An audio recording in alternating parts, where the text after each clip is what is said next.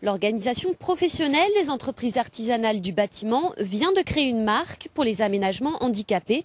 Les entreprises du secteur suivent actuellement une formation pour tenter de l'obtenir.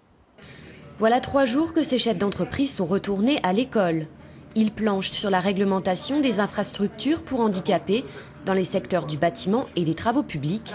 La mise aux normes est loin d'être effective. Et pourtant, Nicolas Sarkozy l'a confirmé hier soir lors de la 2e conférence nationale du handicap. Au 1er janvier 2015, les établissements ouverts au public devront être accessibles aux personnes handicapées. C'était la date butoir pour que tout soit mis aux normes, mais tout ne sera pas réalisé. Mais ce qui est important, c'est de démarrer. Il y a énormément de retard. Aujourd'hui, dans le département, il y a très peu de gens qui savent comment fonctionne la mise aux normes du handicap. Ils sont 7 dans cette salle à suivre les conseils d'une formatrice. Attentifs, ils guettent le moindre défaut des installations photographiées. Une fois qu'on a fait le cours, qu'on a vu la réglementation, quelques illustrations, on a des petits films aussi qu'on passe sur des gens en situation. Et puis ensuite, on peut aller dehors aussi. Et puis là, en gros, je les laisse...